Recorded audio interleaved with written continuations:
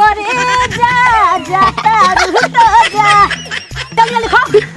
late होता था तेरे और जा गाड़ी मत तो जल्दी जल्दी चल लो अबे चढ़ चढ़ के एने हम तक नो नो नो मर जा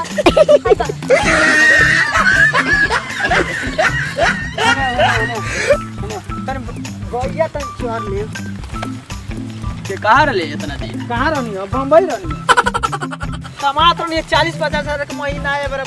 गाय चरावे पड़ता गाँव में भाई 60-70 हजार का महीना कमाते रहे लोग दाम फसला के टोल पे अपना बकरी गाय खरीद के दे देला बड़ा तुम सब चरावत नहीं जा हमनी के हां का कहि जा लॉकडाउन में मुआ दलबा तारा मुआ दलस लॉकडाउन एको पैसा के कमाई नहीं के एगो काम कर भाई हां तिले है गाय चराओ हां हम चल तनी घरे हां ठीक नु तोरा के कुछ लेके आओ नहीं भाई हां लेकिन एगो बात ध्यान में रखिए भाई सारा है वीर बहादुर यादव के खेत उ तो मालूम है वीर बहादुर ना कहल जाला ओकरा सामने ना कहल जाई हमनी के बतिया सुन भाई अयो करे सारा पलवट हो ठीक नु बढ़िया से चरई है अपन गाय बड़ा खेत में ना पड़े हां ई तो हम देखते बानी सुन भाई गरीब लोग के बड़ा तंग करेला एगो बात ध्यान में बैठा दे लेकिन अब जाओ जा एगो आई ना हमरा के ड्यूटी बता के गई दुबई या बम्बई से आके ये कुल हमरा करही पड़ता है गाय चरावो को बकरी चरावो एकनी के गोबर गोथार करो ये कुल हमनी कमवा बा तो बैठ बैठ के खाली खाना वाना बना के का कइल जा कुकुर बिलार का हमनी के हाल हो गइल बाले चल रे चोर जब से मिलल ए बाड़ू ये 5 गांव में केहू के ऐसा हिम्मत नहीं है कि वीर बहादुर यादव से कोनो बात खाती झगड़ा लाफड़ा चाहे कुछ कर सके जी मालिक सही कहता नहीं हमारा बिना पूछे केहू खेत में भी ना जाला गेहूं कहीं ना जाला जी सही बात है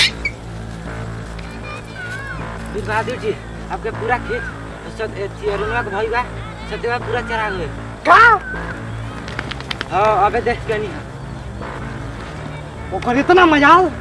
कि हमारा खेत में बिना पूछले हमसे चली मालिक चली ओकर गोड़े काटा दाओ ना चल जैसे 5 गांव में नाम बात लेकिन हम कोई ना जानी हमारे चेले जानो नहीं तो तेरा पता बा हां मालिक मालूम बा हम ओकनी के छोड़म ना अपन को हम बानी लेकिन पहले तो हलो जालो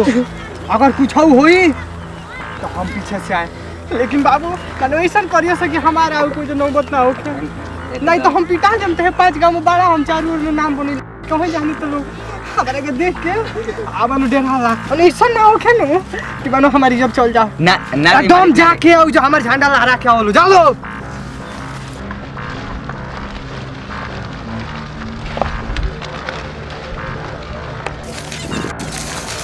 अभी ना भाई आई ना कर आई हो चाप को कड़ी लेके आवता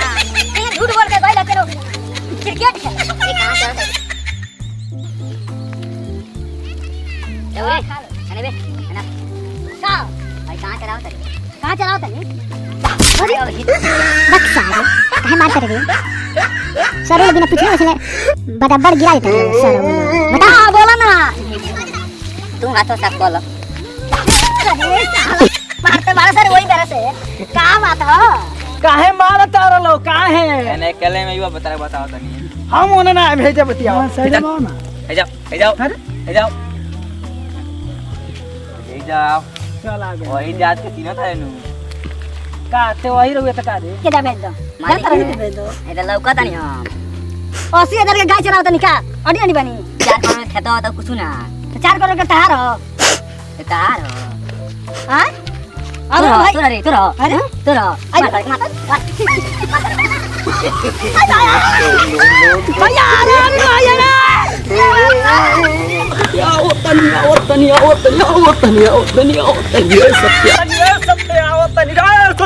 दादाजी दादा कितना मारा तारू तूने एक तब से मारता हूं कबले मरिया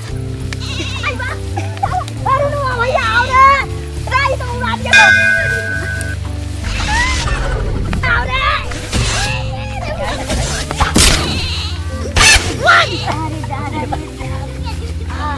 का हो गए तोरा आई दादा ई का रे ये हमरा के बड़ा मार ले भाई का रे तो हमरा के मुआ के मारले बड़ी पूरा अलंग दुखाता सरू तार एगो अलंग ना तुरनी नु तब जानी हो सरू तारा के फाड़ दे ला ला ला ला सरू ला या ते तो केहनी आवत रहे रे बहिया उठ के ले ले तोरा तोर पूरा पीठ ना रगड़ा के तेही बुझी ले ले ले सरू ले ले ले सरू ले ले ले ले ले ले ले अपना भाई के तोहनी के मरला सन जाके अपना मालिक के बुला के ले जाओ सन पूरा देनी अहिर के तो मना छोड़ा देनी के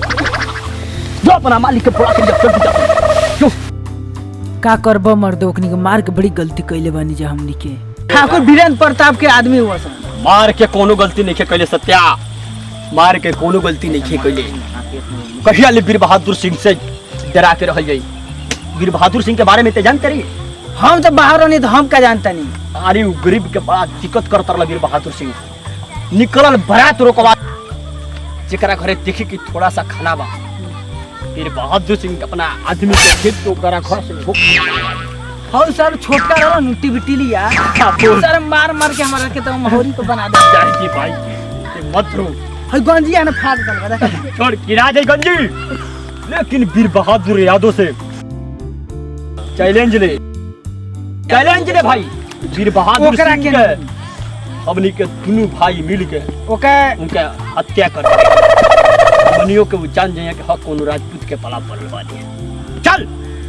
पुलिस भाड़ में गई चल पुलिस दरोगा चल तो कबे को हुआ सन हां काज ने पिता कर सके मालिक हां हो मार दो हमनी के कौन देवा के मार दो नहीं जा पनुआ के मार दो हमनी के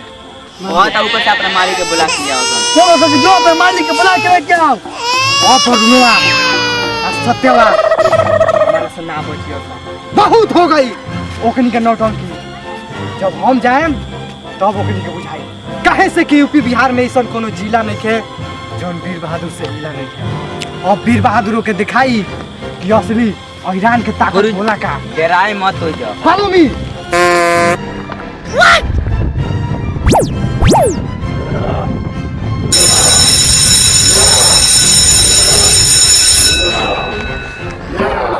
इतना अत्याचार करत रहो निकल बरात गरीब सन के रुकवा देता रे भाई पहिया ले हम के डरा के खजे जिससे ओकनी के मार देले ठीक कइले हमहु एनी हाथ मरने उ तो हमरा के बड़ा मार मरलो सन तू नहीं रहता तो उ तो हमरा के एकदम पिटैला हसन नु उ तो पिटैला छोड़े नहीं आ त ठीक कइले हई सब चुनचुना के जो है ना हां जतरा एरिया में गरीब आदमी बन ओकरी घरे कुछ खाए करा रहला नु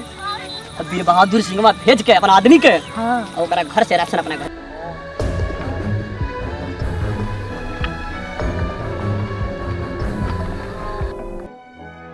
घर में घुसत रहला किली लगा के किली लगा सब छोड़ा दे जाई मार मार के ओके चमड़ी घींच दे जाई अरे अब ना डरा जाई ओकरी के मार अरे ना रहत निकलवा ले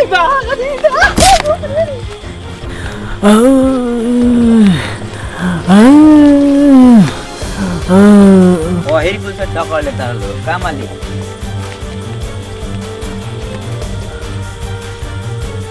लाग गई होश सिखाने ये तहरा पता होखे के चाहिए का डंडा कि चार गांव में अगर मुर्गी भी अंडा देले तब वीर बहादुर यादव से पूछ के देले अगर बकरी भी बच्चा देले तब वीर बहादुर यादव से पूछ के डोले यहाँ तक की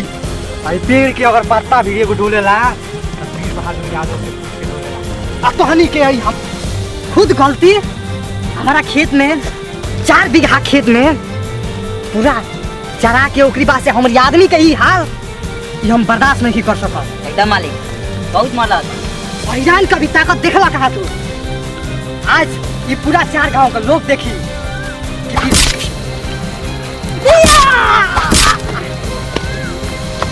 जब से पीछे हटला ना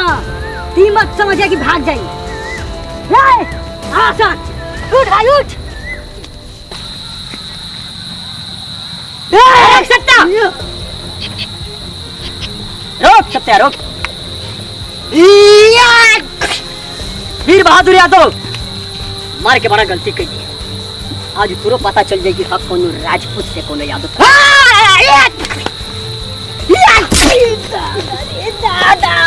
चाकना चूर कर दे वीर बहादुर यादव तोरा के आज पता चली कि ते कोनो रात को कर ले वीर बहादुर यादव मार भाई सत्या के का मुंह देखत रही मारे ना खाली नाचे में मारो पहले तू रे सत्या हम हार गइल बानी दौड़ के आइल बानी राजपूत होके ते पहले मारो तू पहले मारो चल आराम कर बहादुर यादव खाली तू मार मार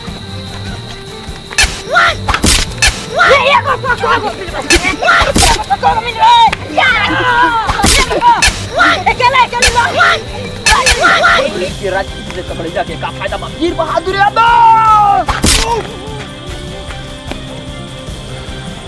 पकड़ है राजपूत से मत है यादव ना तो तोरा के बर्बाद कर दे भैया